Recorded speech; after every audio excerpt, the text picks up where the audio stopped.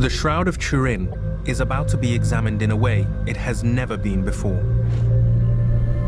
The most famous thing about the shroud now is that it is a medieval fake, and not the burial cloth of Christ as millions of people have believed. That was the verdict of a carbon-14 test done exactly 20 years ago. But the irresistible force of science seems to have hit an immovable object. New evidence has appeared which contradicts the results of the carbon-14 test. So, why won't this image of a naked and battered man just lie down and die? There's one very good reason. No one has been able to work out how the forger did it. No one, despite many attempts, has been able to produce an image with the same physical characteristics. It's a mystery. And into this vacuum has rushed a new and for many unthinkable question. Is it, after all, not the shroud that may be found wanting, but the carbon-14 test applied to it? On the 20th anniversary of that test, physicists are preparing a new carbon-14 test. It will show if the original carbon-14 test could have lied. So just what is the new evidence relating to the Shroud of Turin? And could it resurrect the shroud as the most potent relic of Christianity?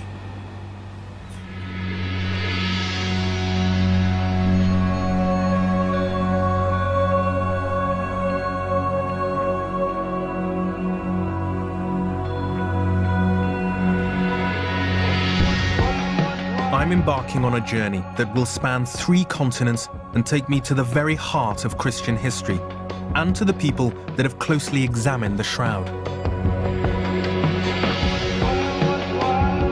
Turin sits in the plain at the foot of the Alps in northern Italy.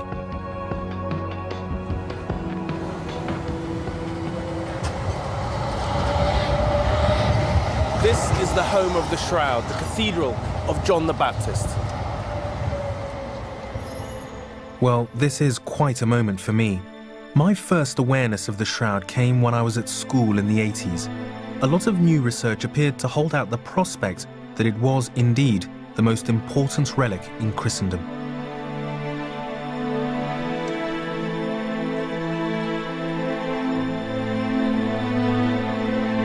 The last time the shroud was shown was in 2000, and it's not due to be seen again until 2010 at the earliest. Visitors have to make do with the sight of its fireproof case. But already there's a surprise in store. Something remarkable has just happened. News has come to me from the Cardinal's secretary. The Cardinal has agreed for its veil to be lifted for us. In this side chapel, the windows are being blacked out and the humidity and temperature carefully measured. Under considerable secrecy, this room is being prepared so that our camera teams can film the shroud for the first time in high definition. While the preparations take place, I want to understand the key features of the shroud. The first thing that strikes you is that since the carbon-14 test, the Church makes no claims for its authenticity, but it does maintain its importance as an object of devotion. Behind that glass and beneath that cover lies the finest Italian engineering, designed to keep it safe and in an atmosphere of inert gas, monitored minute by minute. Professor Bruno Barberis is the curator of the museum dedicated to the shroud. And a visit to the museum begins with a film.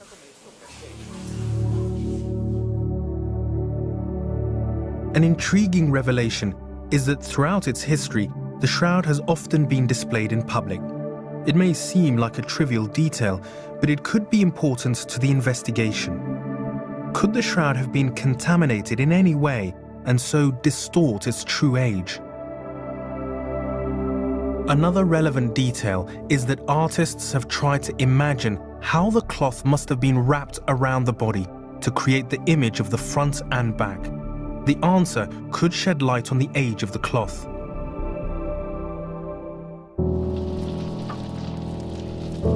In 1532, a fire melted the metal box in which the shroud was kept, and it left behind a geometrical pattern of burns. Miraculously, the image was preserved intact. And finally, a piece of information that goes to the heart of the debates over the age of the shroud. All we can know for certain is that before Turin, the shroud can only be reliably traced back to the village of Lire in France, where it was in the possession of this man, Geoffroy de Charnay, who first exhibited it in 1360. That date is very significant because carbon-14 dates the shroud at 1325, plus or minus 65 years. It all seems to check out.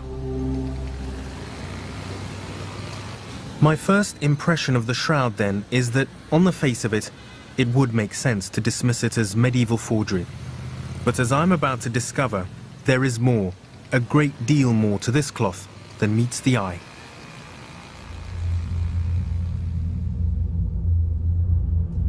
The day for the filming has arrived. These will be the first high-definition moving images ever taken. We are turning over. We're running up. To protect it, only the minimum amount of light is used.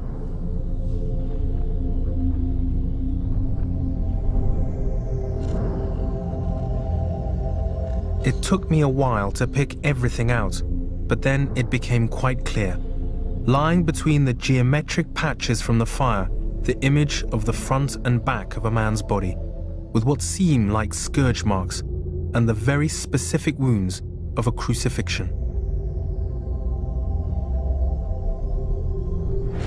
The cloth itself is about 4 meters of linen with traces of cotton.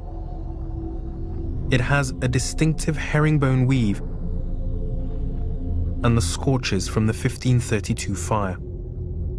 These show it was once folded in 48. And another curious set of L-shaped scars show that at one time it must also have been folded in 4. These observations could be important. This is the image the shroud reveals to the naked eye. But with the help of some technology, the eye can see more. By first removing the color and then reversing light and shade, we create a negative of the image. Photography first captured this a century ago, but today it can be done at the press of a button.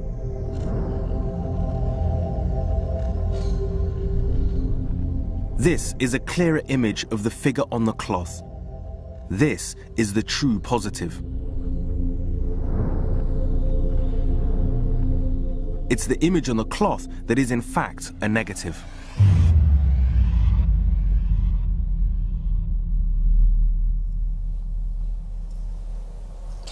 This is the camera which revealed to the world a much clearer image of the shroud.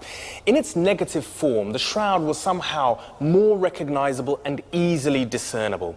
And what's more, photography meant that the image of the shroud could travel far and wide, and interest in it began to grow around the world. For believers, the appeal was irresistible. The shroud seemed to hold out the promise of a tangible contact with Christ himself at the crisis of his suffering on the cross. And here were the key identifiers, the wounds from the lance in the side, and the crown of thorns. But carbon-14 ended that hope, and many religious hearts were broken. A couple of generations have since grown up knowing almost nothing about the shroud, but whatever the result of the carbon-14 test, the shroud has remained an enigma. And the enigma is this: if the Shroud of Turin is a medieval fake, then how exactly was the image forged?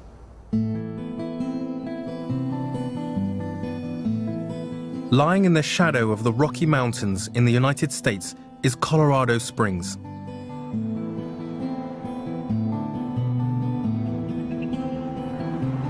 It's the home of the man who has studied the shroud closer and longer than anyone else. Jackson is a doctor in cosmology and lecturer in physics. Together with his wife Rebecca, he runs the Turin Shroud Center of Colorado. The first thing we come to is a photographic model. Through his research, he has had one of the few full-size, high-definition still images of the shroud for some time. In 1978, when interest in the shroud was at its height, he led a large team of scientists to Turin, where they examined the shroud for a week. No one since has secured such full access to the cloth.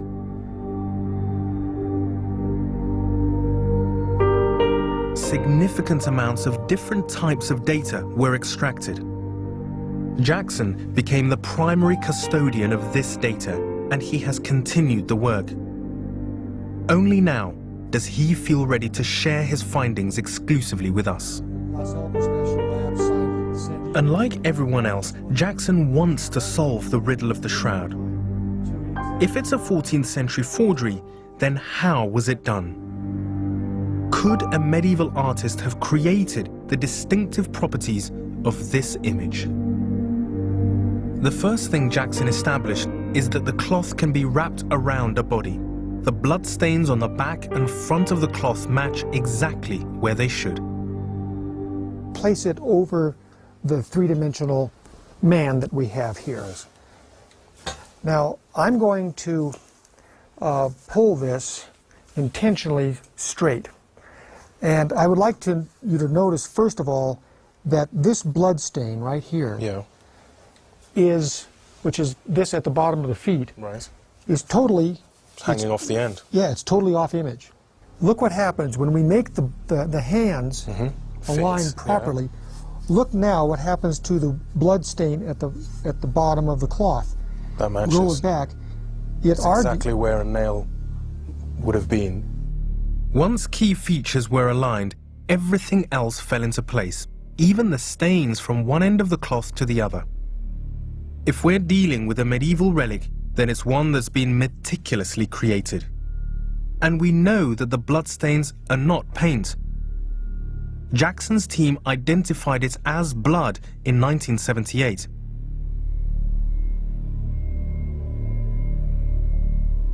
But what of the image itself? The image on the shroud has some very interesting characteristics to it, and these are not only interesting, but they're scientific characteristics. The simplest hypothesis is that the forger painted the image. The proof would be the presence of a medium to bind the pigment. We are going in now to a close-up of the darkest part of the image, the nose, and further to a microscopic picture of the same area. The image is only on the surface fibrils of the cloth. These fibrils, which are on the order of the size or the diameter of a human hair, these are the fibrils that are twisted together to make threads. If you look, these fibrils are individually colored. They bear that color that is the body image at the microscopic level. Notice that those fibrils are not cemented together by any kind of paint. What we see, and this is the observation microscopically, is that the individual fibrils of the shroud are colored. To get a better understanding, we need to look at the cloth sideways on. If we magnify its thickness, we find that the fibrils that bear the image are literally just on the surface. Nothing has seeped into the cloth below. What this observation does, now this illustrates the scientific method, is the hypothesis of an artist using a pigment that has some viscosity to it is excluded, I believe, by this singular observation on the shroud.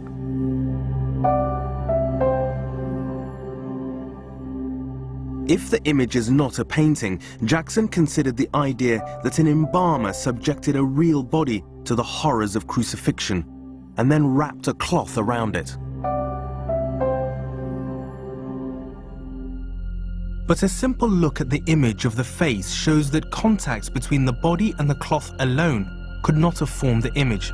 The eye sockets and the other recesses of the body, as well as the hair at the side, would never have been in direct contact with the body. And if they were, the resulting image would look like this.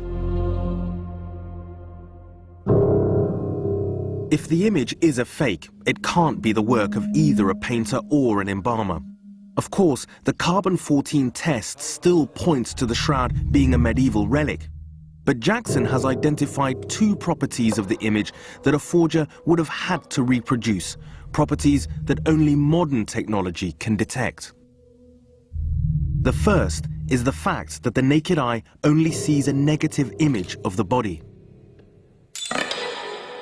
This is important because if we're going to think of the image as being the work of an artist, then it would seem that what you have to deal with is the idea of somebody composing the image in a negative reverse to the way we normally see a human being, and put this onto a piece of cloth, a long piece of cloth, with a technique which also has definable characteristics. And this is a very difficult thing to imagine. You have to remember that whoever would have, or hypothetical artist, would have not had the luxury of being able to check his work.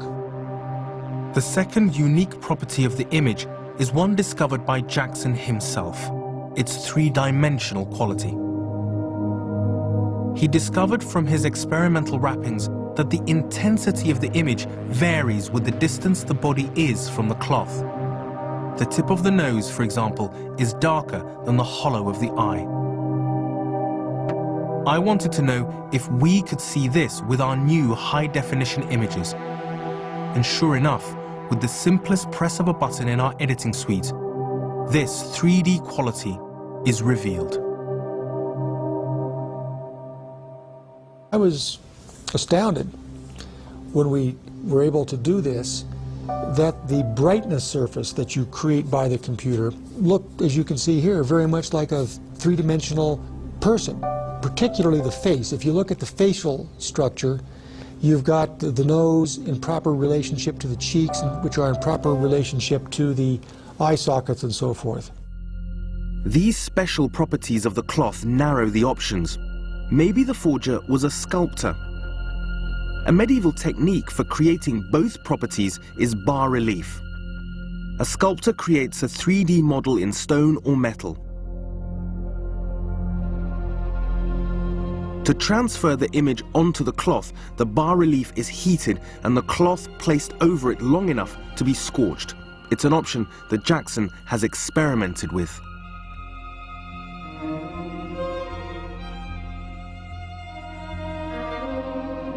The real test of this method is whether the heated sculpture can scorch an image on the surface, and only on the surface, of the cloth.